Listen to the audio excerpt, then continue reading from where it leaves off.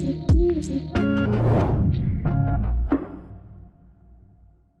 have launched Chandrayaan, Mangalyaan and all this stuff. It's all technological advancements. It's great. But we are also a country where a human being, a fellow human being is also clearing the human waste outside. I will always say this, Maatram was an accident. 3,000 plus students, and last year alone 752 students, right? We got about 9,200 applications last time, from which we selected 752. One man with one idea, with one intention can really make a massive difference. If you look at an NGO website, you will find extremely sobbing pictures, extremely difficult videos to watch. And I said, why should you exploit that part? When a thought disturbs you so much, it pushes you to action, right? We don't even realize there's a strata of society which is so not privileged. There's some stories you feel so heavy. I saw somebody standing on the tar road without a slipper. And I remember how she wished me. She said, "Good morning, sir." She had a cutoff of 192 out of 200. Excellent scores. I asked her, what is your slipper size? And she didn't know. She has a scores, but there's no way she will survive in Chennai. They said, do you remember going to school? I said, yes. What all do you carry? So I said, I used to carry my bag. My mother used to give me a lunch bag. She said, I also carried that. But in my left hand, I carried something else. I also took my kid. So even today, Maatram, the first preference is always given to children without parents. Can you talk about Santa kids? We went to 2 classrooms and gave them a chit. You write what you want and give me a justification. And you won't believe, Suryan, what one child had written. The child had written, I want one red apple.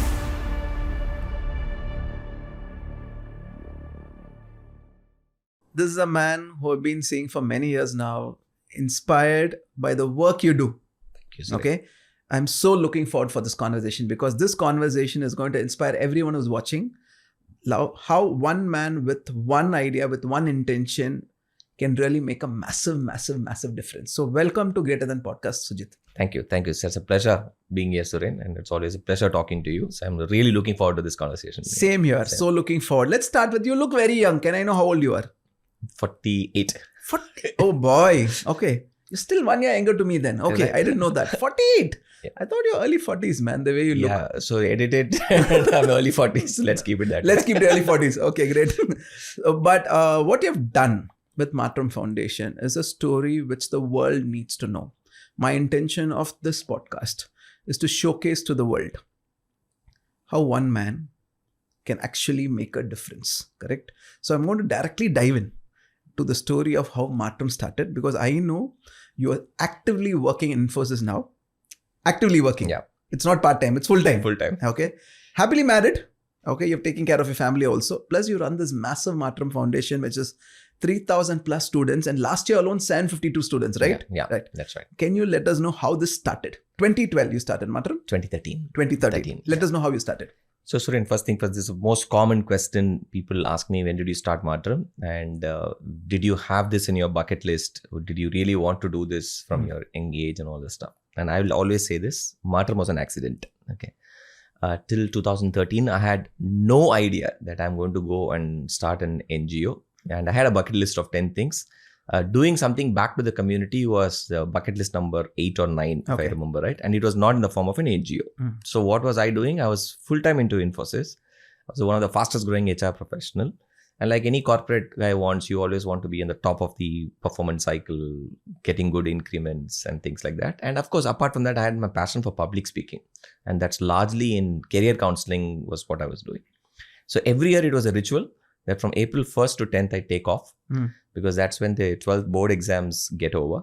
And in the state of Tamil Nadu and in the southern part of India, there are literally only 2 career options are given. Either you become an engineer or a doctor. Doctor, yeah. And what I do is I go around doing these career counseling sessions in a lot of government schools. These are public events, sometimes hosted by the government of Tamil Nadu. Or there are the dailies, Tamil dailies, which conducts its career counseling program. So in Madurai, I was doing a program and I finished an hour talk.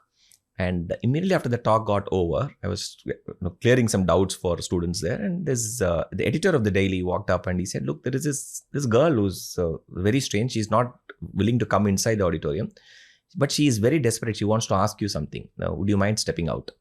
So I stepped out. And what I saw was a very fragile looking, a small girl. By the look of it, I thought she must be in a 7th or 8th standard, very thinly built. She was wearing a salwar. It is still very visible in my memory. That the shoulders were not starting from here. The shoulders were starting from here. The dress. So it is apparently somebody had given it to her, right? And she was holding 2 books by her chest, and she spoke to me in Tamil, which I'll obviously translate it here. She said, "Look, I am just finished my 12th standard. I want to study further. You gave me a list of courses in this program. I understood some part of it. I didn't understand some part of it. But can you tell me one job-oriented course that I want to finish it and I need to get a job?" And nobody has asked me such a straightforward question till then. Always it used to be whether EC is better or EEE is better, etc. So I was curious. I asked her, "What do you do?" And she said, "Look, I have 2 siblings. My mother is no more. My father, who's an alcoholic. So she says, I work as a domestic help in 4 houses and I support my education and my siblings' education." And that was awe-inspiring. I said, 4 houses. I asked her for a daily schedule and she says, I get up at 3 o'clock in the morning. Every day she gets up at 3 o'clock. 3 to 5 she studies. 5 to 6 she cooks for her siblings. And 6 to 7 she works in a doctor's house as a domestic help. 7 to 8 in a chartered accountant's residence as a domestic help. Comes back, takes a sibling back to school. Evening again she goes to 2 more houses in the evening.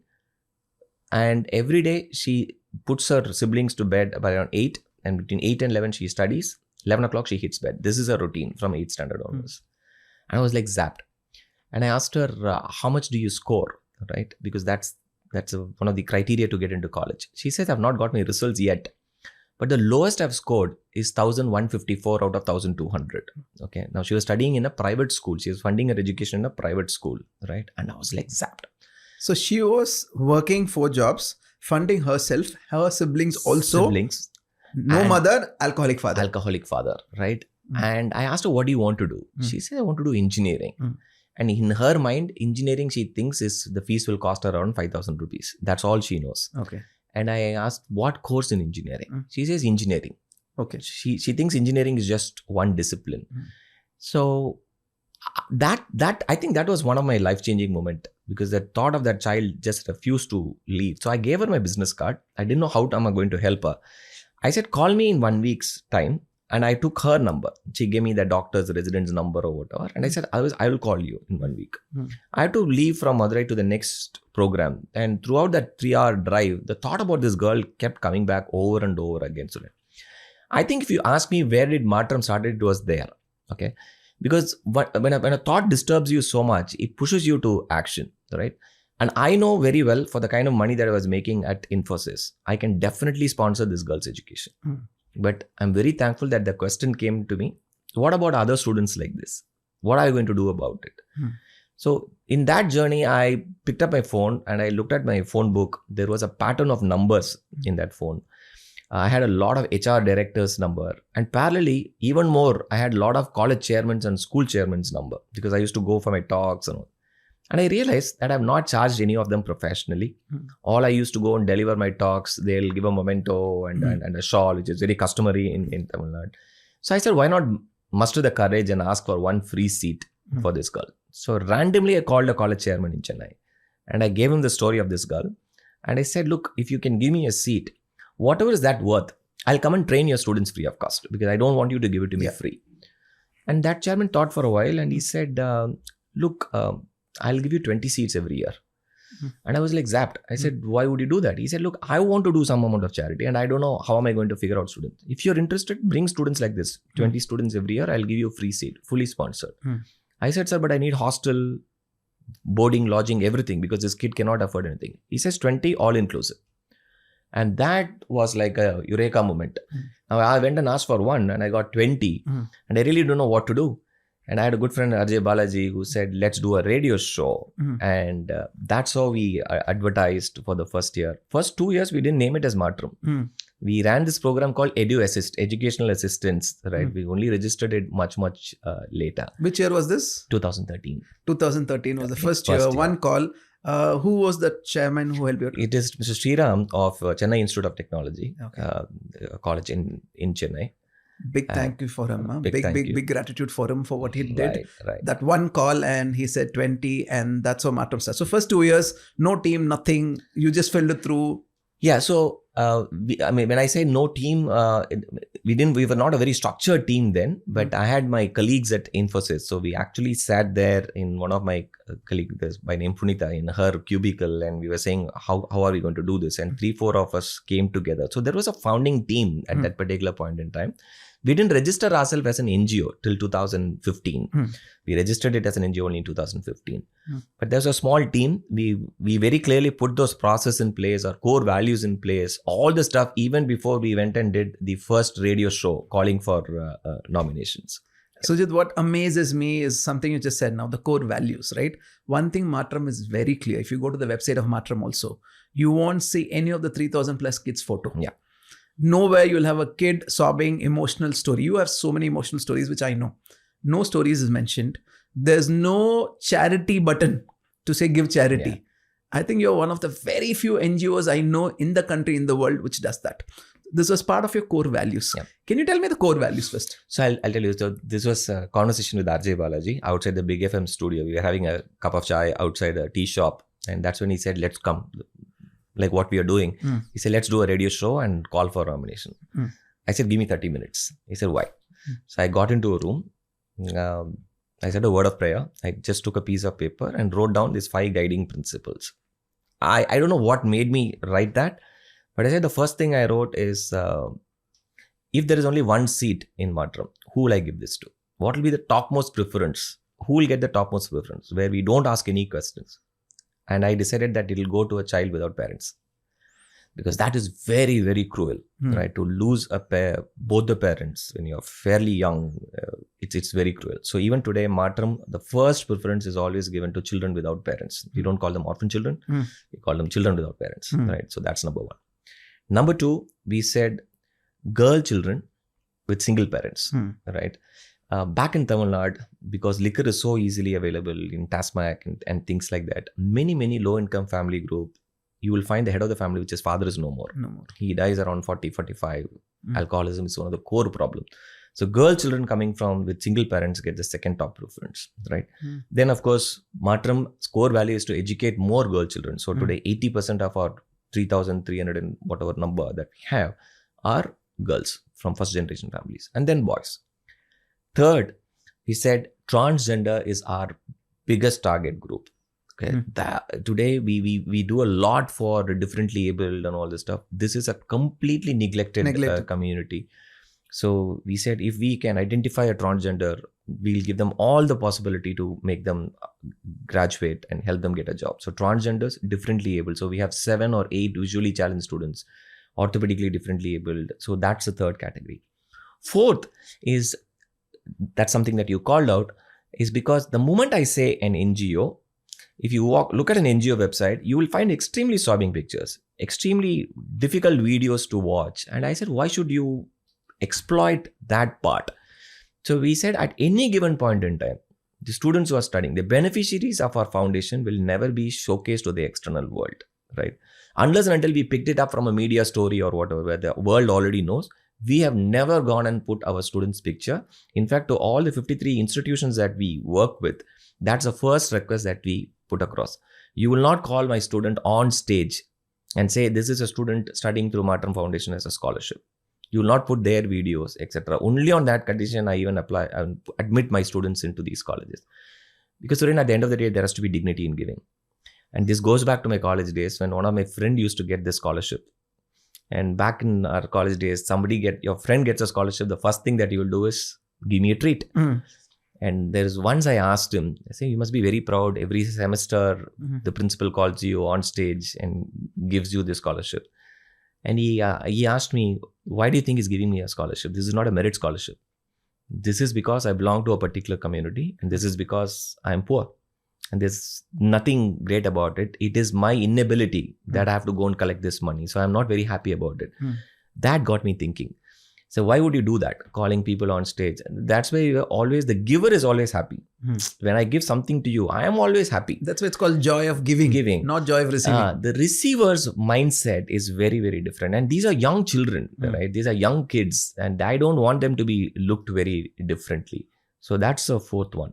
The fifth one I said is the moment I say I'm from an NGO, I represent an NGO, people start looking at these guys very differently. Oh, this guy is going to come and ask for a donation. I said, look, money is the last on the priority list. You can help a cause by multiple things, giving your time and all that.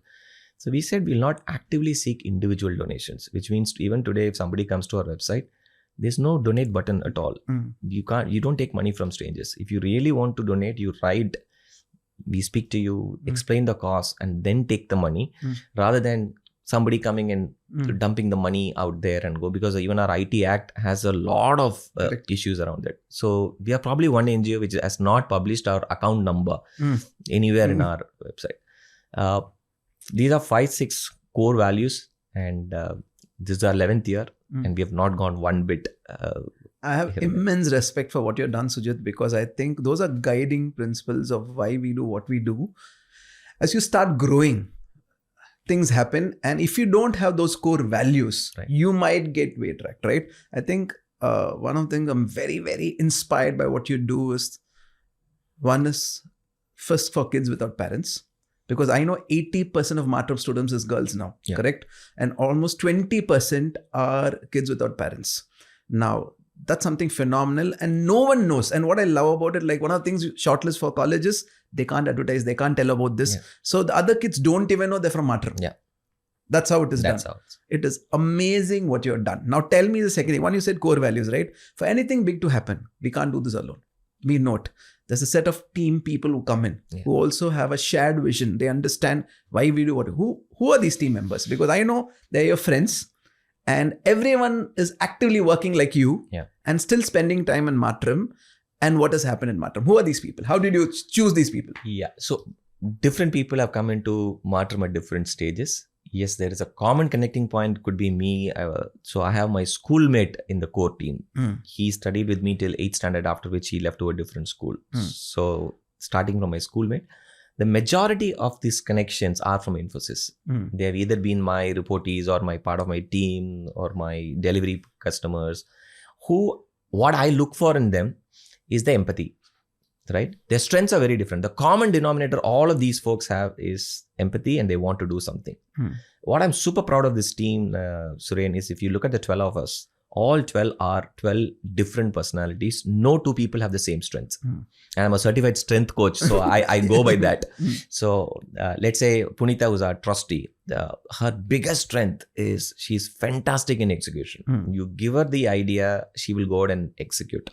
Uday, who's another trustee who is with NASCOM right now, I have not seen a better PR person, a networking person than him. He will get things done. So what Uday and me do is we are in charge of getting the seats, the funding, and all this stuff. Our work is largely external, right? We know there's my younger brother, like how Praveen and you run Success Gyan. We know he runs his own startup firm. So he's the other person. A lot of HR folks are there. Like today, Matram's placement is taken care by a gentleman called Dr. Princely. He's the placement director of Loyola College, right? And Naren, who's an MD of Sagent, right? So these two people ensure placements are taken care of. So we have handpicked people who will do a very specific job for the students. Or Anand Mohan Ram is another. He's the MD and CEO of Mr. Cooper, right? He largely gives us the technical advice, what our children should be getting themselves certified on, what is the future of tech, etc. So, and of course, my better half Sindhu, who's the only full-time person who runs. So you saved the best for the last. Now she's a backbone. She will know all the 3,300 students by name. She manages a small office that I run. So anything around day-to-day operations, etc., college visits, everything is done by her.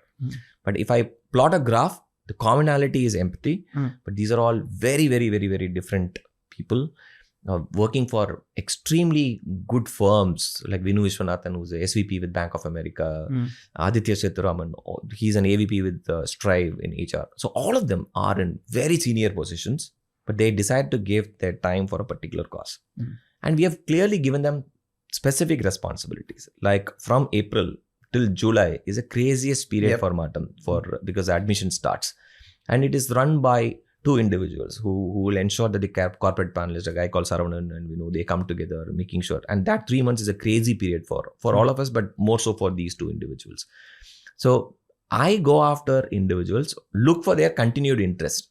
What happens is, let's say when people listen to this podcast or when some of the talks go viral, I get a lot of requests saying I want to come and be a part of it. The second question I ask is, okay, how much time can you give? Whenever I have time, I will come and go. That doesn't work. Right? So it is about how much interest you have, how much time can you give, and what is that unique value proposition that you can bring in. Because I always say the work we do is charity. The work itself is not charitable. Correct. Right? Which means this is like, I run it like a proper corporate setup, right? Where people come, play to their strengths, make a difference, and move on. Right? Specific roles, systems, processes. Very, very clear. Very clear. No two individuals will get into another person's shoes and say, can this be done better? We discuss that in a meeting. But once the responsibility is given to one individual, he runs it. He or she runs it completely. Yeah, Sujith, here I just want to take a minute and thank every single one of them who have been part of you, 12 of you, right? For really helping Maatram reach where it is. Last year, signed 52 students. Every year it is growing. Yeah. I know the 10,000 mark is not very far, the way I see it. So everyone is an integral part of it. My next question to you is, I think the selection process is the most important thing. If you have 750 students last year, how many applications did you get? And how do you actually shortlist? Because you have a clear guideline, right? Yeah. Kids without parents, then girl child, single parent, so on. How do you do it? So we got about 9,200 applications last time, from which we selected 752. See, the 9,200, the first stage where they apply through our website, everybody applies through our website so that there is a tracking mechanism. And once that is done, within the SLA is within 24 hours of they applying, there will be somebody reaching out to them over a phone call. So from the office, they'll have a phone call discussion. And this discussion is to largely verify what are they applied for. A lot of them apply for scholarships. I want to study in a particular college. Will you be able to pay my fees? So those are requests that we weed out. Some of them will not have the academic marks, except for this criteria of children without parents. We have a 75% cutoff. We make few exceptions here and there depending on the situation of the candidate. So a large number gets weed out in the telephone verification itself, right? Then from there on, what we do is a physical verification. Now, this is the most expensive process, most painstaking process. Yeah.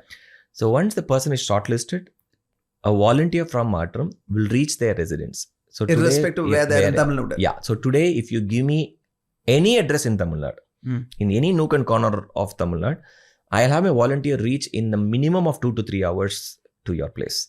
So which means you have built a system by which people will physically come and verify. And this is the most crucial stage in the Matram's admission process. This is largely done by my own students or by alumni. Either current students or people who passed out of Matram. We have not really gone after any external agency because we have empowered them. This person who's doing the physical verification has the option to select the person for the next round, reject the person for the next round, or if you are in doubt, they put on hold comments and send it. So we have coached them to ensure that they see the place, ensure that they inquire from the neighborhood, take pictures of the residents, etc., not of the individuals, what is there, because we have got some very shocking revelations in this physical verification. And only when they say, okay, we call them for an orientation. This orientation is done on every Tuesday night between 9 and 11. I personally do that over a Zoom call, telling them what we do, what are the kind of colleges, what are the kind of courses, and if it's not going to match their expectation, they can drop out from the process thereon, right? And that subsequent Saturday, we do our first online interview. This online interview is done by three people rather. Two are external corporate panelists. We are typically senior people from the corporate or from HR. And one of them is a Maatram alumni. And that person is a very critical piece in the puzzle. They do the online interview. If they are selected, the next week we call them for a physical interview. Okay. Where completely 3 different individuals will interview them. We don't share notes between the first panel and the second panel. Now, if both the panel selects it, then I meet them one-on-one. The final selection process. A very, very scientific process. And some of the challenges is I know that some people will fudge data and tell you we're not this, we don't have money, help out. But when you go, it's a different house. So how do you deal with stuff like that? So that is the most painful part is that, okay, when people try to take away a seat from a deserving student. Like I have had students applications which say my father is working in a textile shop, and you go there only to figure out that the textile shop is owned by the father. I have seen Skoda superb cars parked outside. I've had the retired bank managers, general managers applying, and their logic is, my son has the mark, you have the seats. Out of 700 seats, what's the problem? You can give one. And say, you have the money. No, that money I've kept for my daughter's wedding. So for them, the definition of poor is very relative, very, very poor. I mean, how can a general manager in a bank even apply to something like this? I have had cases where people have taken online interview, not from their residents, but from their domestic helps residents. So that's very painful, no? When you so see the boy and the house don't fit. Yeah. Right. Something is fishy, and you figure out that their residence is elsewhere. They have gone to their domestic help's house and sitting in. So people also try to cheat. Take advantage of the system, right? And you realize that because each of this seat, Suren, is worth anywhere between 12 to 15 lakhs, because it includes your tuition, hostel, boarding, lodging, and comes from very, very reputed institution. Now, if I make a mistake out there, then I'm going to lose my reputation with the institution. The institution, see, technically who's the donor? It's not Maatram. It is these 53 institutions which trust us and gives us a seat. We make sure that every single corner is tight. And have we made mistakes? Yes, we have made mistakes, and we have been very, very open to admit that, to saying, please do not admit this particular student. And why we do all this, we give the document to the college. So the college has access. If they want to say, okay, I've admitted Sujith Kumar for this admission, click the link. The link will show what is the residence, address, who has verified. All the data is available for the college, so that they are very, very sure that it is gone. So your HR Infosys helped you in setting the processes. Absolutely. The background verification process is really... So that's your toughest period of every year. The toughest period, the maximum amount of money which gets spent is also on that, which ideally should be a very needless activity. Because that's it. See, normally we say when somebody refers, a lot of people refer students to Maatram, and you just can't take it at face value. So today we have a rule, irrespective of who refers, even if it's my own reference, it will go through a verification process. Process the same, irrespective of who it is. Who it is. My mother, it's me, it could be anybody, a politician, a church priest, or anybody for that matter. If it comes through a reference, we tell them it will go through a reference check. If it clears, we will let you know. Because they are doing in good faith. They are saying somebody has come to ask for help, and they'll say, okay, I know so-and-so, I will refer your kid to that particular place. But they might not know the background. So it's our responsibility to do that. But what you've done is phenomenal in terms of putting system process. But what I love is the model, Sujith. I want to talk a little bit about the model. Not only the college is giving a seat, you convince them to give boarding, food, everything. I think that has never happened before. So technically for the student coming in, mostly these should be first generation graduates, mostly, because nobody in their family should have 95% is first generation graduates. 95% people part of Maatram are first generation graduates. So you know that the pain point is not only a seat, but they can't afford the food, they can't afford the travel, they can't afford the stay. So everything is taken care of. Absolutely. What are models? First, we have to give it up for the model. Okay. How did you come up with that? I know it was the need in the first one. No, everything goes with that learning. But the first child, when we had to admit her, I know that I can get her into a college. The tuition fee will be waived off. What she can afford is only 5,000 rupees. Now, where will she pay the hostel fee? The 5,000 rupees will be just enough for her to come back and go from Madurai to Chennai or wherever we are going to admit. So it's that girl's pain is what made me go and ask this. The second part is when we admitted the first child without parents. She was my revelation. I'm still her guardian, right? When I saw the child and she was the first child without parents, sitting in a uniform, I admitted her into Coimbatore College first, and then I said, no, I want to keep her in Chennai. So I admitted her into Satyabama University. Okay, we put her in that hostel, and I thought once I put her in the hostel, it's taken care of. I didn't realize hostel will close during the vacation. What will she do then? It never struck me. So no matter how poor you are, if you have a home to go to, or in that home you have a father or a mother, you're lucky. Now this child has nobody to go to. Now every time when the hostel closes, she will call her uncle, aunt, can I come home? And they'll give an excuse saying, no, we are going out of town. So hostel will close. I don't know where she will go. And that's when she started staying with us. We had a 3-bedroom apartment, and then 1 bedroom was kept for children like this to come and stay. And because I saw the pain that she went through, now we are running a hostel. Now the hostel is open for any of these kids to come and stay. The hostel is closed, you can come and stay. The students who was preparing for civil service, they come and stay. So it's just one thing leading to another. Because none of us were professionals, Suren. I was not into the NGO space either. So it is only when you see, okay, there is this pain point. How do you get this corrected? And that's exactly what we keep upgrading our process. So now the beauty is some of the students have passed out. They're coming back and working, and the placements are crazy. I heard someone got a 47 lakh. Yeah. Okay. 47 lakh, right? With service now. Amazing. So how are the placements now? How are the people coming back and serving? Can you just tell me how that happens? See, we realized, let's take the first batch. To 2013, the batch passed out in 2017. And I'm in HR. So recruitment is something that I do day in and day out. So for me, in 2017, I thought if these students can get placed in TCS, Infosys, Cognizant, it's a big deal, right? And when they started doing it, I was very, very happy.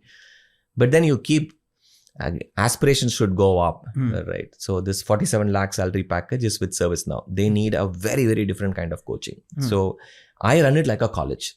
So there is individuals very specific for placements. We have something called as an aspiration tracker. So every 6 months, there is this mentor who speaks to the students.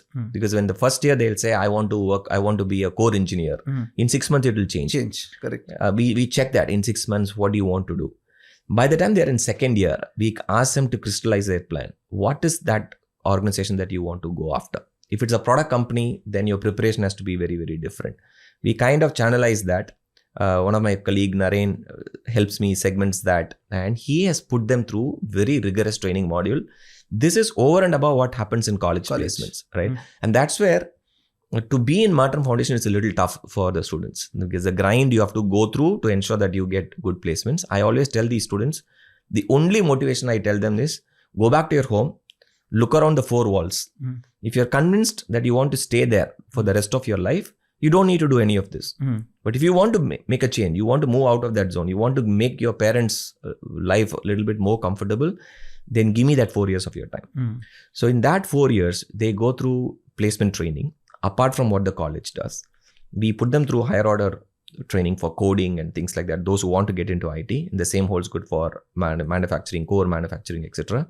They go through internship programs, soft skills training. Like when we are speaking right now, there is a boot camp which is happening in Salem for 120 of my pre-final year students in that region. Because today is a holiday, weekend, we have clubbed it, and the training is going on. And we make sure that they go through these training programs. So apart from what the college placement does, we also do our Maatram placements, and which is all at a double-digit salary, placements abroad and things like that. So, and hence, and more importantly, Suren, students who are placed come and share their success stories. International placed students, they come and share their success story. And that inspires these kids to do more. And that's where now we are seeing salary like 27 lakhs, 30 lakhs, 35 lakhs. This year we hit 47 with ServiceNow.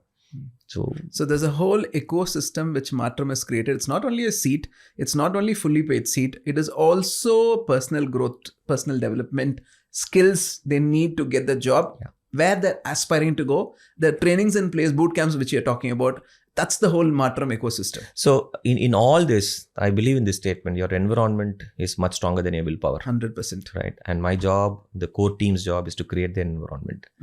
Make that environment so conducive. Show them success stories. Like I can't go and talk about my success story to the students. It might not connect. But when they see their immediate senior coming and doing it, it tells them, okay, if he can do it, why can't I? And these students share their vulnerabilities. They share the mistakes that they made and why you should not be committing the same mistake. They talk about their corporate experience, how life has changed, what have they done with their first month's salary. And those are very, very inspiring stories. What they're able to do for their family. That motivates them. Like you would have been part of our 4-day conclave. Yes, I want you to share 2-3 stories. Every time I come either with my mother or my wife Shiny, one is I feel so humbled because we don't even realize there's a strata of society which is so not privileged. There's no 3 meals, no parents, and what they go through. There's some stories you feel so heavy. Yeah. But we also know we are doing some difference in their life, right? Just share us 2-3 stories which has personally moved you. No, there are hundreds. But, I know to shortlist 2-3 is difficult. Any 2-3? No, I'll give you a very recent one which happened day before yesterday. This is a girl who shared her story in their annual conclave of ours. And she said she started a story saying, look, if you type my village name in Google Map, it'll exactly show you 17 kilometers on the opposite direction. Wow. So she says, I come from a village where even the name of my village is not updated in my Google Map. There is nobody who has crossed 9th standard in that village. And she says, all of us are very attached to our mom. And our moms have a particular fragrance in them. And she says, my mother's fragrance is all about kerosene. Because she used to work in a factory which polishes that steel flask and she has to use kerosene. So she said, right from the day I was born till now, when my mother comes close to me, I can only smell kerosene. And her only motivation to study was to ensure that my mother will smell like my mother without kerosene. And that's her motivation, single line motivation. So she studied mechanical engineering from a very reputed college in Chennai. And she wanted to go and work like anybody else. And she got inspired by a guy called Thangavel from my foundation, who was the first overseas placement. He got placed in Japan. And his father was an auto driver. And I still remember Thangavel's father calling me and saying, somebody has cheated my son. He's saying that he has got a salary for 44 lakhs. It is 4.4 lakhs is what he's saying 44. There is a printing mistake in the letter. So I could tell him. Even believe. Yeah. So I told him, no, it is 44 lakhs. And he came and shared the story about Japan and Tokyo. So this girl somewhere wrote it down in a piece of paper that I will go to Japan and work abroad. And she didn't say this to anybody. She put it on her vision board we do this vision boarding exercise and things like that. Now, she kept insisting that she wanted to speak in this year's conclave. Well, her name is Gomathi. I said, Gomathi, why can't you do it next year? She says, sir, please give me an opportunity. I have to speak in this year because there is a reason. So I said, okay. So when she shared her story, towards the end, she was telling me that there is only one car which comes to my village, and that is to pick me up. She was working for an IT organization. And 6 months before she quit that job. And I said, why would you do that? She says, sir, I'm planning something. I will let you know. And then towards the end of the talk, she was telling me, when I asked Sujith sir to say, why should I be speaking in this conclave and not next year? He was very doubtful. He was asking me to speak next year. But sir, and she looks it straight into my eyes and she's telling me, sir, I just want to let you know, next time when our event is happening here, I will not be here because I'll be in Japan. And then she opened the offer letter on stage just to say I'm placed in Hitachi, Tokyo. Wow. So it was like there was the audience, I don't know what took them. They all stood up and started clapping. And day before yesterday, she flew to Tokyo. So she's currently in Japan. So she's my third student to be placed. And just imagine from a village where the village is not even updated in a Google map, where there's no cab facility or whatever. There's no bus inside her village. Now she's sitting in Japan and she's given. I'll tell you why such stories are so inspiring, because it's not only for the girl and the family, it's for the whole village. Yeah. Now there's one person who's already done it. Yeah. Correct. Life is all about, it's the Roger Bannister story. The one, you know the story, right? Yeah. So because of that one story, the whole village has got someone to look up and can work on. That's the change Maatram is really, really doing. I wish Gomathi all the very best wherever she is. Yeah, she'll be happily listening to this. I'll send this link to her in podcast. Multiple stories. The other one is a girl called Amal. This is much earlier because why that? And this story is from 2015. 2019 she passed out of college. Why this story is still fresh in my memory. Sometimes we dismiss people off. They always say don't judge a book by its cover. I remember we were doing this interview in T Nagar, and those days we were admitting just very small number, 40-45 students. I saw somebody standing on the tar road without a slipper in Chennai with this jute bag, right, with this bamboo sticks under her arms, and she was standing there. I've seen people in dark complexion, but she was like pitch dark. One of the darkest form that you'll see, and I can see strains of salt in her hands. And this you can very commonly see of people who are working in the fields, right? No slippers. And when I met her, I thought she has accompanied somebody. Little later, I realized she was a student. And I remember how she wished me. She said, "Good morning, sir." This is how she wished me. And I asked who she. Then she said, her name is Amal. She's come for an interview. She had a cutoff of 192 out of 200. Excellent scores. So when I started speaking to her, she has a scores, but there's no way she will survive in Chennai. No way. And very reluctantly, we gave the seat and I was asking my colleague, somebody needs to coach her. We need to speak to her, because I asked her, what is your slipper size? And she didn't know, because she has never worn a slipper in her life. She will walk like this, her legs will go like this, right? So every semester we started coaching her, her dressing sense slowly started improving. She was very good with coding, very, very good with coding, but her English was just not up there. So because I'm in HR, I do interviews, etc. Normally we say the people on the other side is what we are tensed on. So in her final year, she cracked the final round for one of the largest IT organization in the world for a phenomenal salary. So I called her to my Maatram office. I made her sit on the other side and I said, look, you've come this far. Okay. People call me Anna. So Anna, I'm going to coach you, right? Listen to me for next 2 hours. I'm going to give you all the tips, because I know what the HR guys are going to ask you. You will make notes and you should do this well. So I kept on asking. I said, look, coding, you will do a great job. The first question will be, tell me something about you.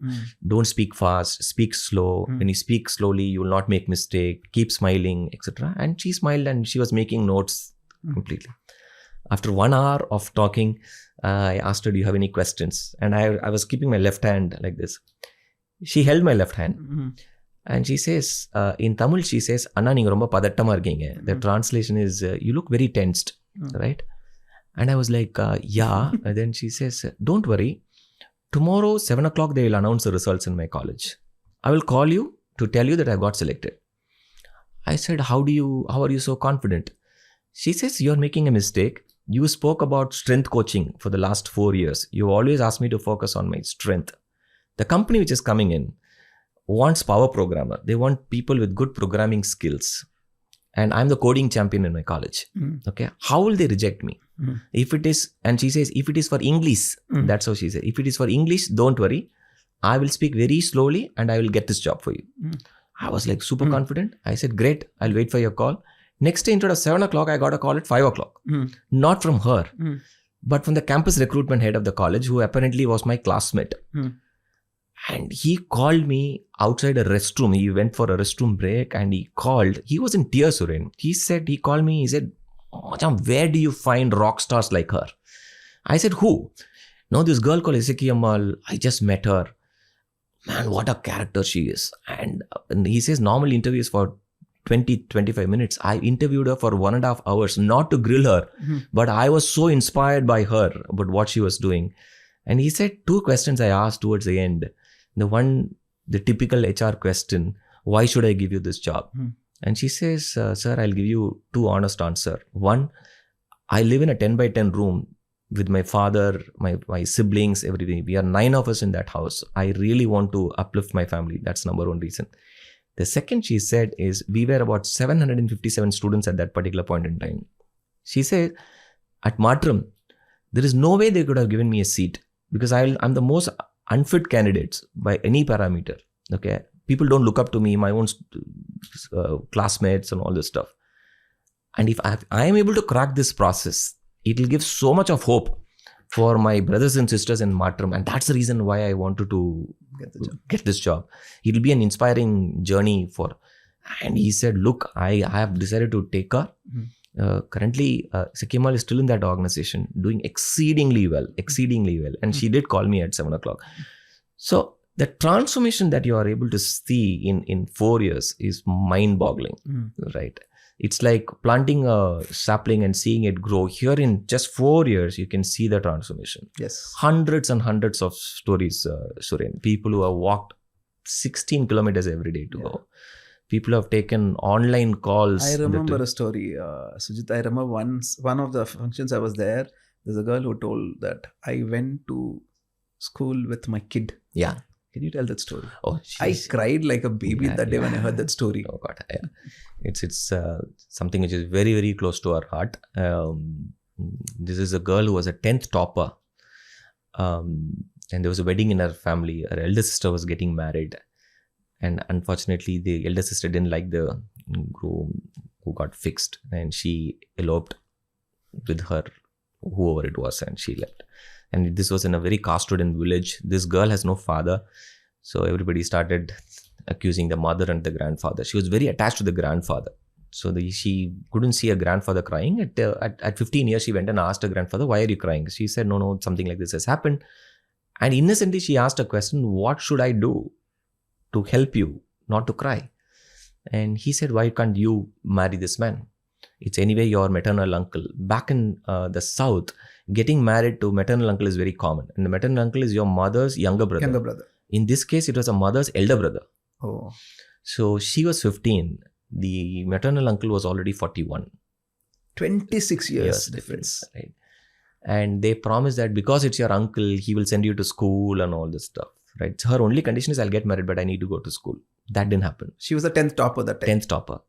So in 1 year, she had a kid. School was stopped. She started working like any other household lady in the village. And for her, the dream of education was just fading away. She is a kid. She has a kid now. She couldn't connect to anybody. She attempted to end her life 3 times. The 4th time got a little serious. That's where the in-laws, they all worried and they said, no, she's so desperate to study. At least we'll send her to school. So she started applying for the schools where she studied. Nobody was willing to take her because she was already having a kid. And finally, one school admitted her. And she asked me in that interview, she said, do you remember going to school? I said, yes. What all do you carry? So I said, I used to carry my bag. My mother used to give me a lunch bag. She said, I also carried that. But in my left hand, I carried something else. I also took my kid. So imagine the plight of a young mother going and dropping the kid in LKG and you go to 11th standard. The kid went to UKG, mother went to 12th standard. In 12th, she was a school topper and she wanted to study. And she came back to Maatram. And that's why we admitted her to Satyabama University. I was very doubtful. How will a young mother leave the child? And what shook me, Suren, in that 4 years, she only went and saw her kid thrice. So I used to ask her, look, if you need money, I have a car, I'll send you with the driver, go see the kid. She says, sir, you don't understand. When I go and see her, I don't feel like coming back. I am studying here because I want to give myself and my daughter a chance to succeed. Right. And that's the reason. And this sacrifice of 4 years I need to go through. She did exceedingly well in the college. 9.2 was a CGPA. And the college normally will publish the list of people who will be eligible for or who's got selected for campus interview. In her case, her name was not even coming in the eligibility list. The reason is all these big corporates, they don't take gap years. So she had a gap of 4 years because of which she was not eligible. That completely shattered her. And she says, you are an HR head. Look, you also cannot do anything. So why are these rules? Well, then how will people like us succeed? I have everything. So I said, don't worry. And we put her through an internship. She used to stay in our house and study. I've seen her preparing at 3:30 in the morning. And the next day was an interview for a company called ThoughtWorks. She cracked it. She joined that company at a salary of about 12.5 lakhs. She continues to work there. A daughter is now in class 8 right now in Chennai. They're settled in Chennai. But one of the successful moment, I would say, one of the most cherished moment is when I was in Bangalore, I was trying to board a flight. Somebody patted me from the back and I saw her standing there. I said, what are you doing here? I said, sir, I've just applied for my visa to Germany. I'm on a short visit to Germany. She's traveling the world right now.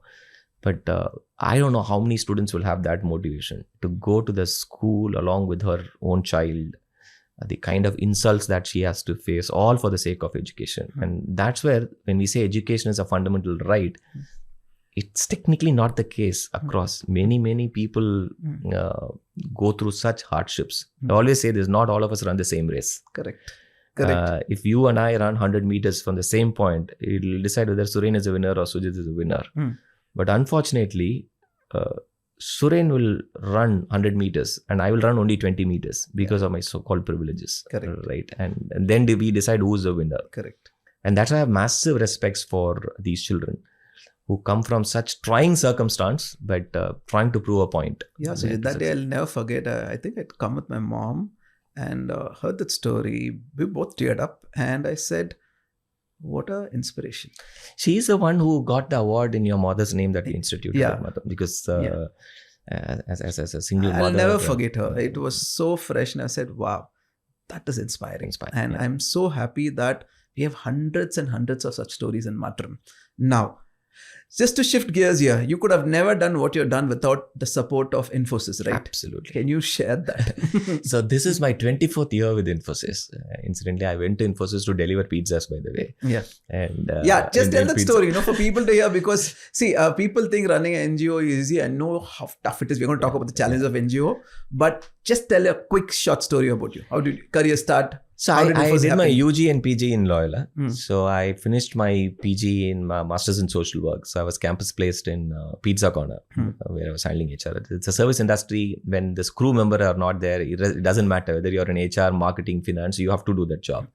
So one Tuesday afternoon, we had an order from a company called Infosys for 50 large pizzas. They were falling short of crew members. So the manager asked me, why don't you come for delivery? So I went on delivery. That's the first time I saw a company called I didn't know Infosys was an IT company then, back then. I thought it was a travel agency for some reason. So I went to deliver pizzas. I fell in love with the company, all smart looking boys and girls dressed in ties and formals, and the air condition was so nice. So that was my biggest motivation. So I applied, and then after rigorous interview, they selected me for an HR job. This was in 2001. And I have just, in my 26 years of professional life, I've just done two companies, Pizza Corner and Infosys. That's it. Yeah. Infosys kind of opened the door. Even today, when I look at Maatram, I think it was one chance encounter I had with Mrs. Sudhamurthy, whom I really look up to on the charitable work. Even today, what the verification process that we do, the document is what I got to learn from Mrs. Murthy. She says, when you do charity, people will come and ask you for money. Never do that without the verification. So she gave me those points. That's what I still hold it very, very dear. In 2013, when this happened, I was in a leadership role at that particular point in time. And because I work with these colleges, we were also recruiting from these colleges. And from Chennai, I used to go and do these campus placements, talk, and I saw there was a conflict of interest, right? So I had to give up on the role. So I wrote to my office, my HR head, and saying, look, because I run this foundation, very passionate about it, it looks like there will be a conflict of interest and I want to give up on my recruitment role. So professionally, it did slow me down on my career for some point in time because I was not able to do that. But the satisfaction I was getting out of this was immense. I don't think Maatram would have happened if not for Infosys support. Many times people say, why are you there? Have you not thought about leaving the job and moving to another company or whatever? I don't think any other place would have supported me.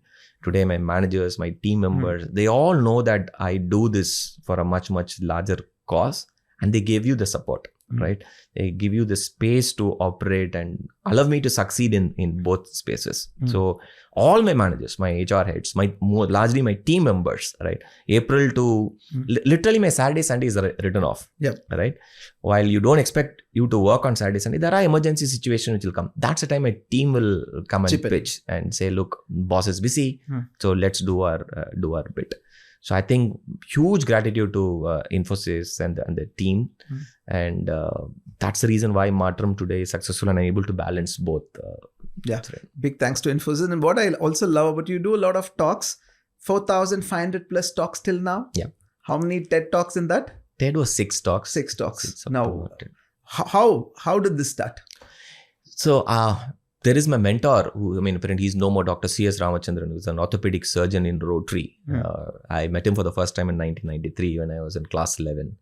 He will just come and just bowl you over with the way he speaks. And I used to go, wherever he speaks, I used to go with a pen and paper, make notes of what he speaks, and I'll go and try that elsewhere. I used to fall flat. And I used to ask him, can I speak like you? See, he was the first one to coach. Because I always used to get this very weird dream, Suren, during my younger age, that I'm always on stage. Okay. And I never used to see my face. The image is from the back. Okay. Right? I can see the audience, but I know very well I'm not dancing. I know very well I'm not singing. Because both of this... that's a politician in the making. No. That's a very... I hope that's not the dream. Okay. But when I'm on stage, I thoroughly enjoy. It's like... that it feels like you are in that zone, right? And then that's when I realized maybe public speaking is something that I started picking up. I looked at very specific topics connecting to youngsters. So I largely spend my Saturday and Sunday in schools and colleges. There are times where I've done sessions continuously on all weekends for 17 successive weekends. Wow. So Monday to Friday I will be at Infosys, Saturday, Sunday I will talk elsewhere, come back and started doing some television shows, then traveling around the world to go and speak largely. So what it gave me, initially it was the claps, it was the standing ovation, and then when I've realized people coming and telling me, you know what, that particular talk made a huge difference. I keep getting those notes. Then I thought people are taking me very, very seriously. Very recently I was on a flight when there's a gentleman sitting right next. He says, my mother is a huge fan of yours. Is it okay if I can do a quick video call? I said, okay. And mother was 83. She's bedridden. And what she said me, what she told me then just shook me. She says she's paralyzed. She's outright in the bed. A son has put a television on the top. And she says, Thambi, I listen to your talk every day. It is, you are my biggest source of inspiration. And she's 83. So then I realized when for some reason God has blessed you with the particular talent and you don't utilize it, it's a crime. It's a crime. So the passion for public speaking started then, but I have not let it go. I make sure that I have to say no to few assignments, but then as much as possible, if it is to do with youngsters and all that stuff, I always go and do it. What's the number of talk now? Count now? You keep a tab, I know. Yeah, it is 4,696. Almost hitting 4,700, nearing the 5,000 mark. Thank you, Sujith, for doing that, because I truly believe when you go speak and share your story, share Matram's story, somewhere deep down, it inspires people that whatever costs, if you can do that little bit, what can happen, right? So for people who are watching this, if they have something to give back, how do you want them to get started? If they, let's say, no, I want to start an NGO, but let's keep the NGO part out. It's not easy to run an NGO, we know it. How should people get started? Do it small. I will say volunteer. The spirit of volunteerism. When I spoke about my mentor, Dr. CSR, the first activity he told me was to do this pulse polio immunization campaign. He says, go take this polio drops, administer it in 3-4 drops into this child's. I asked, how does it make a difference? He said, no, you're actually blessing the child, that the child will never be crippled again, that he or she will lead a healthy life, will be able to walk. So it's a small act and you consistently do that, right? So for each of us, our passion is very different. For some of us, it could be animal welfare. For some of us, it is environment. How do you know what you're passionate about is only when you volunteer. Volunteer for small activity. Like even in corporates, they call this employee engagement activity. I say, come and do a CSR project. Work with different groups. I have done projects like something like 25 in 24. 25 community projects in 24 hours. Different kind of community service projects. And we allow employees to experience everything. Whatever is close to your heart, pick one and go deep dive. I chose education. For somebody, it could be health. For somebody, it could be environment. The starting point is to volunteer. Second, once you volunteer and you find there is a passion, see if you can partner with an NGO of your choice in your locality. No matter it should be big or small, but just go and give time consistently, right? That's the second best way. If your calling is much larger, then think about starting an NGO. All of us rather, don't need to start an NGO. Correct. Right? But India is a country where you can start thousands and thousands of NGO. There is still scope. Like people ask me, who's your competition in this NGO? I said, nobody. Yeah.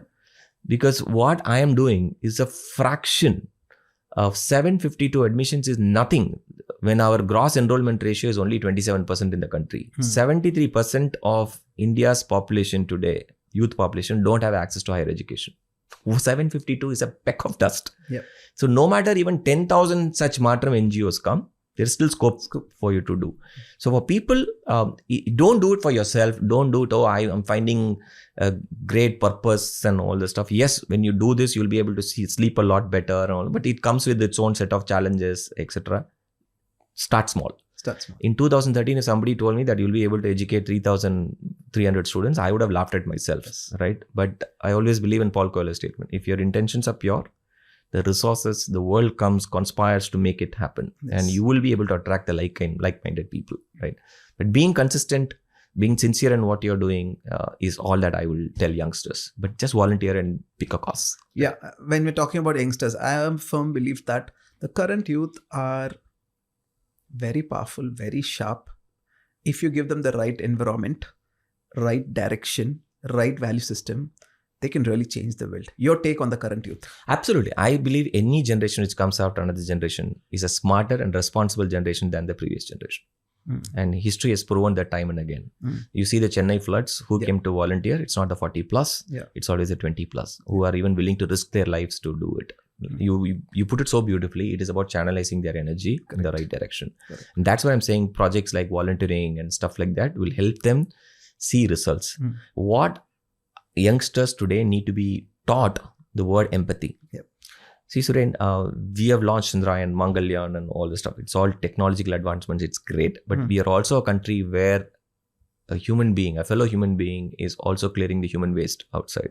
Working in the manhole and all this stuff. And that's a classic example. When you see somebody coming out of the manhole with all dirt and whatever coming out of the manhole, what is the first reaction? For some of us, you don't even want to look at him. Because only if you look at him, you feel sorry for him. For some, we'll say that sympathy is of no use. Only if you have empathy towards that person, you will try and see what can I do to better his condition. The fourth dangerous category is you call it karma and move on. That's a very, very dangerous category, right? We want students to be in that, youngsters to be in the third category. Be empathetic towards your fellow human being. And if that suffering can move you, I still very, very thankful that had I not met the first student, Mother, I don't think I would have started Maatram. So empathy is something that I want youngsters to pick it up. Don't just say that it's somebody else suffering. Do your bit, that small bit, and then you will see that the action flows and it'll keep moving. It'll keep moving. It'll make you a better person. So I always think they are extremely responsible. We just need to channelize, create opportunities for them. Correct. Sujith, people watching, I just want to say this. Youngster, no matter who you are, I think the word which Sujith used is right, empathy. If you can just do that little bit, think for the other human being, fellow, no matter whatever cause, like you said, it can be animal, it can be environment, just that bit, and just give your time to start with. I think that would be a great service. That's a great starting point. And Sujith, it's 12 years now, correct? You never thought 3,000 plus students, 750 and whatever. How does it feel now? More responsible because right now when I talk about 750, it's about placements for 750 or it could be higher studies. So you keep raising the aspirations. You feel a lot more responsible for what you do because everything that you do can impact these children. At the same time, extremely grateful to see when I get messages. Every day I wake up to a message from one of my student or whatever that they have achieved this. They've built a house, they've bought a car or whatever. So when you see that upliftment happening also, it's extremely grateful. So it's one of gratitude that God has given the opportunity for somebody like me to do this. At the same time, a huge responsibility that now you are also responsible for a large group of students. So that's how I will. I know. Yeah, it is grateful. I always say as you start going up, it's a lot of responsibility. Right? Yeah. And we know we can do a little more if you have done that. What do we do to go there? Right. I just want to thank you also one more thing for Sujith, because you know my story. Wanted to study in IT, couldn't study, started working from the age of 19. For me, always wanted to study, I couldn't study. So before knowing you, I used to do my own little bit, help made students, whoever comes to me, just help. When I got to know about Maatram, and I said, oh man, there's someone who's doing exactly what I would love to do, but neither do have the time or the bandwidth and the mindset which he's got, where he's built that system process. And thank you for letting Success Gyan be part of, in a small way, in your cause.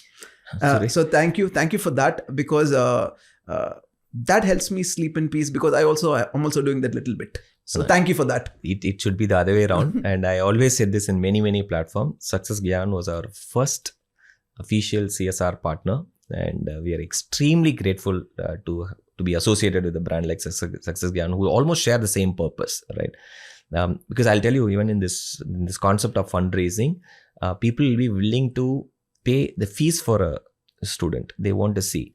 But when you came forward to take care of the operational cost, which is the biggest challenge, right, for an NGO of our size, we are immensely grateful. Yeah.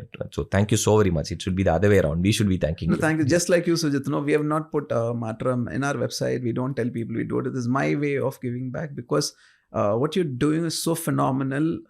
I think it should go more places. So your expansion plan for Maatram? So from a project standpoint, in our trust deed, it says EEE, education, empowerment and environment. I think we have done fairly good bit in the first two.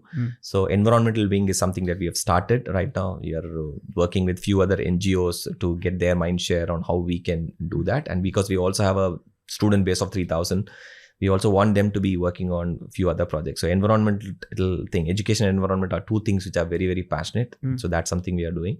Second, we are also looking at how we can expand to other states, right? So we right now have our presence in Bangalore. We have our presence in Punjab right now. We have students there. But what it takes is we have to work very closely with the management because this is a no-fee model. We need to ensure that there is a guarantee that these students will not be charged for the next 4 years, right? So we are making some inroads in Andhra, Telangana, and in Karnataka to start with, and of course Kerala.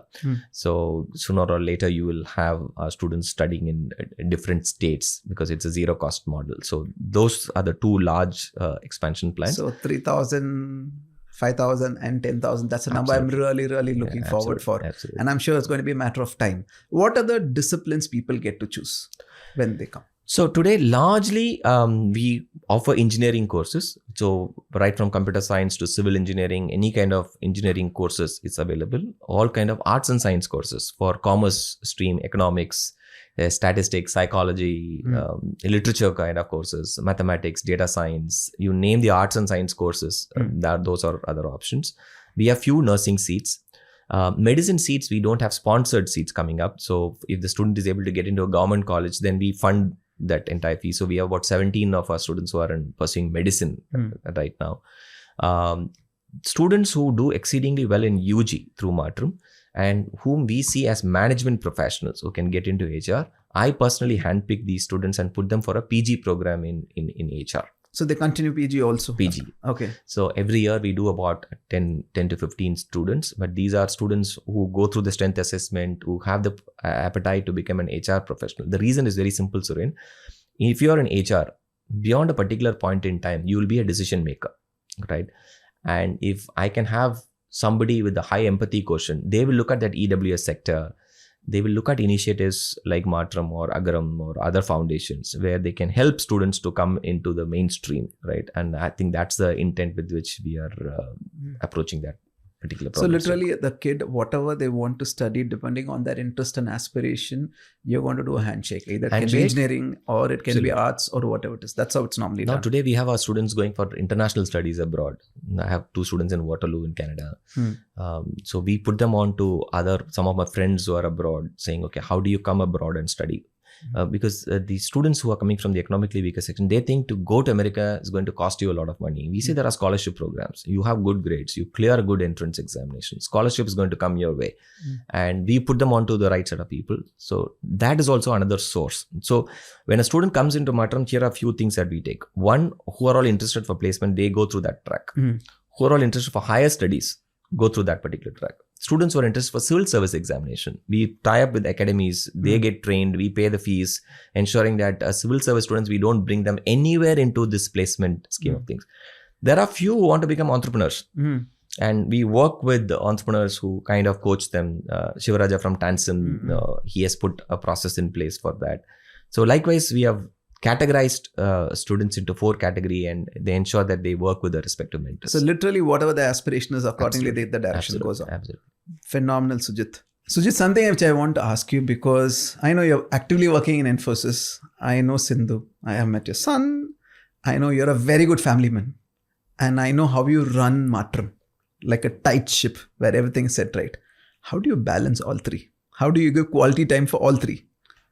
No, at office, I think the secret is to hire smart people to work in your teams, right? So I have by far the best set of reportees at Infosys, I can tell you. Because you are only as good as your team. So when I hire somebody, if I find somebody smarter than me, I go after and making sure that they are part of my team. And that's something my boss has also taught me. So invariably, if you look at it, my team members will do a far better job than what I do, right? Build strong teams, they move mountains for you. So at Infosys, that's been my core mantra. And I always say one thing that the team that I lead should be the most happiest team in the company, right? That there should be a sense of purpose and engagement. So at Infosys, that's what I do. Back at home, extremely blessed to have somebody like Sindhu, whom I know from my school days, right? And it's like riding a chariot. Both the horses has to go in the same direction. Now, she is in fact more passionate about Matram than I am right now. While the idea was all that and started, she is a thorough professional. Now, to run the back-end operations and all the stuff, I would use the word, she's sometimes obsessed with Matram, the way she looks at the whole thing. So when you have two people riding in the same direction, things become a lot more easier, right? Managing the family, I don't know whether the statement of you being a true family man would be right. I know Sindhu, I will surely say she'll vouch for it. I have my own doubts there alone, because I think what has happened is we are not able to give quality time. Quantity time rather. Quality time is always there. Maybe Rohan might have a very different point of view, saying my dad or my mom is not available for the critical moments sometimes. But while Sindhu tries and compensates that. But I think for us, you know how the office is. The home, right next compound is office, right? So we just shuttle between the two. When the sense of purpose is aligned, and this is not just in my case, Suren, if you walk into any Matram event, you will find a lot of our family members there. Yeah. All our trustees, co-founding team members, you'll find kids volunteering. So we have involved the families right from day one. So it's a big family group which comes even for some very serious projects, right? So that's the second part of it. The third, which is the little tough, is the public assignments that I do, whether the speaking assignments, the television shoots, or when you have to travel abroad. That is where you'll have to manage your work significantly. And I can do that only on weekends. You'll have to say a lot more. So I say, if you're able to, your passion is identified and you only want to go towards that, you'll have to say a no to a lot of other things, right? Which is important, but sometimes you'll have to put this on your priority. So I have to say a lot of no to many things, to say yes to a few things that I like to do. And that has been the secret so far, right? So managing a healthy balance and ensuring that your core deliverables are not missed out anywhere, right? And because your core deliverables are missed, somebody's going to call that out for you, whether it's at office or back at home or at Matram, right?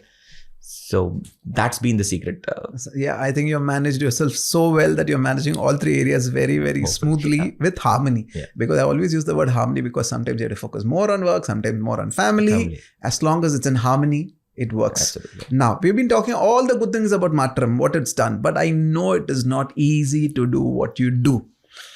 It is not easy. Because all big stories are stories of challenges which people overcame. Okay. If you just have to point out one or two major challenges in this journey, what would that be? See, the biggest challenge people always say initially, when I'm saying, I thought every student who's going to come in will go out with a sense of gratitude. And I thought that's my biggest learning. My mentor taught me, no, look, that's not how it's going to be. Your job is to provide education, give them a good value system, and hoping that they'll go and give it back. So I only ask one question to all my students. What will you do if I give you this seat? Right? I don't need you to pay a single penny back from your salary. The answer is, will you do this to somebody else? And in your own right. Right. And if you're able to do that, and you don't even need to tell me, I'm very happy about it. One of the most painful incidents, I would say, is, so there was a time when I went to a convocation to a particular college, and that at that point in time, two of my students saw me and they ran away in the opposite direction. Right. And 2 days later, one of them called and said, sir, I heard you came for the convocation, but I was not there. She was there. Right. That time it hurt a lot, but then I realized maybe she didn't want to be identified as a Maatram Foundation student, and then just let it pass. It is a, why would that kid do that, right? And that's when I looked at it from her angle. Like, she didn't want to be. Now she's a free bird, just placed, and she's a free bird, and she didn't want to be associated. So that got into my head and say, look, I started looking at things very differently. We say, even today, any of our programs, we have not made it mandatory. It says voluntary. You want to come, you please come, right?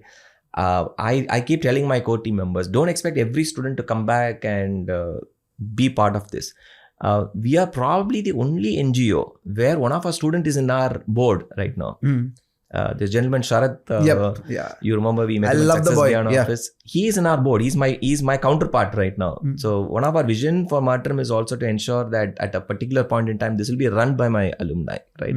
So the challenge is on the gratitude part, but we thought that you can only tell people it's up to individuals. The bigger challenge is in terms of raising funds. Yeah. Right.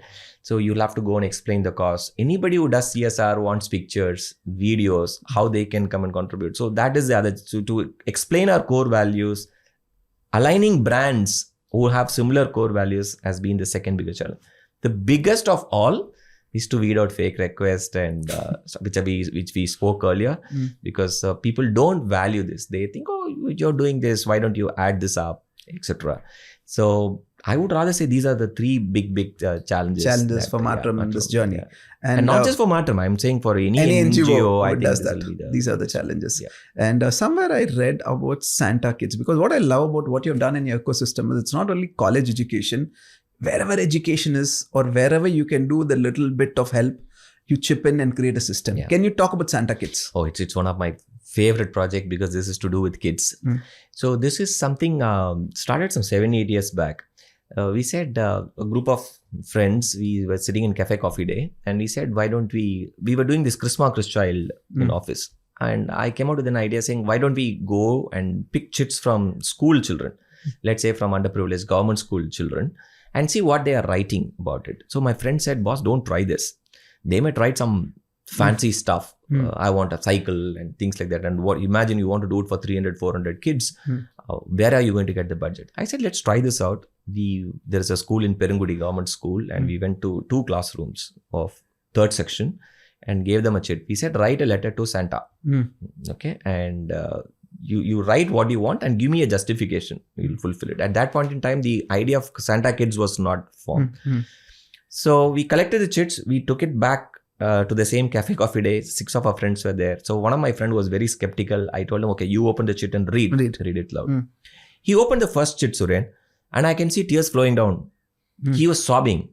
And the letter was in Tamil by a girl called Meera.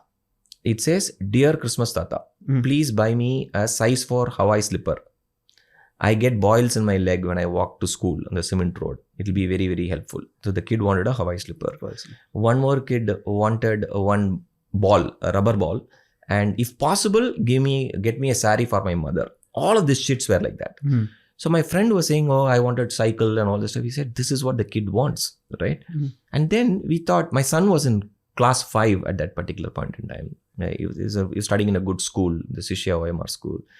And something struck me, why not take this chit from the school, take it to my son's school, and allow the kids in that school to fulfill this wish? Because at that point in time, my son had all the play toys and all this stuff. It was in abundance. So he'll just go keep buying, and you'll not use many of the other stuff. And I realized that he was very reluctant to give it to the other kids. He wants to keep it all, right? So just to change his behavior, I said, why not? There will be kids like this. Why can't we just go and give it to a chit in another school? The principal of the school welcomed the idea. So we gave children of the same age group, picked up this chit. They will buy the gift, what is written in that piece of paper, gift wrap it. And we made it like an exchange program. And to the government school children, we also taught them to give something back as a return gift, so that you don't just accept something. Obviously, when you're talking about dignity in giving, we also wanted to ensure that. Now, that project was a huge hit 7 years back.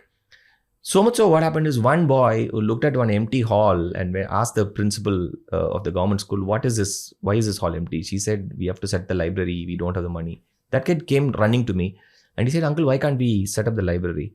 The cost of the library was around 5 lakhs. So I said, why can't you guys raise funds? The 5th standard kids. He said, yeah, we will do it. So we went to the school. And the school principal, these kids, look at when you put a challenge to the 5th standard kids, 5th standard kids walked up to the principal and they told the principal, look, we are doing a science exhibition. 30 schools are coming in. Every class, we have to put a science exhibition. Our canteen does not have great food items. If you can allow us to run the canteen for 2 days, which means we will ask our dad and mom to do potluck, we will generate money. Because I told them, whatever you contribute, I will double it. Okay. The principal agreed. And in 2 days, they raised 1.3 lakhs. Wow. So I had to double it. From Maatram, we doubled it. And the first school library of Maatram was set up in the Perungudi government school, all because of one 5th standard kid, my son's classmate, one kid who came and asked that. So that is where this idea of Santa Kids was born. So we bring children from an affluent private school. We tie them up with the government school children, make it like an exchange program. And it gives you so much joy. Last couple of weeks back, we finished the 13th edition of that in a school, in a tribal school in Anekatti. And you won't believe, Suryan, what one child had written. The child had written, I want one red apple. That is all they want. The kid wanted one red apple. So the LG school in Coimbatore and the Panchayat Union school in Anekatti, Coimbatore, we did that. It was a school meant for tribal children. They brought in those drums, huge drums. They started playing. The entire school started dancing. The villagers came in to celebrate along with the children. And it is a mind-boggling program. So the idea is very simple. Inculcate the joy of giving at a fairly young age. Yes. And we say that we have seen that when you inculcate the joy of giving among young children, they go on to become very responsible individuals. They are willing to share, right? They have no inhibition about giving, rather. So that's the whole idea of which. So of all the things we spoke, I think everything is inspiring. But what you just said now is like really, really opening up a different paradigm for anybody watching this. If you have a kid at home, please inculcate that empathy, joy of giving at a very young age. Because if you can do that, they're going to become a better human being while they grow up. And it can be one more Maatram in the making. That's what I feel, right? It can be one more Maatram in the making. Okay, Sujith, we have a tradition in our Greater Than podcast. One is, it's called 3, 2, 1, which means we randomly ask you questions, which is 3, 2, and 1. Can we shoot that for you? Absolutely. Okay. I know you read a lot. So 3 books which you would recommend. Okay, Suren, this is a secret that I want to tell you. I have never been an voracious reader till about 2000, right? One book which got me hooked up, because my mentor told me, if you want to speak, you need to read a lot. And for me, any book that I picked, I used to sleep. The first book that I read was Chicken Soup for the Soul by Jack Canfield. Jack Canfield. Oh, man. Right. The living legend, I call him. I finished this book in such a quick span of time. I went back to my mentor and I said, can I have the next Chicken Soup? He said, Jack Canfield is yet to write a second book. So it will always remember. And I'll tell you why the impact of that book is.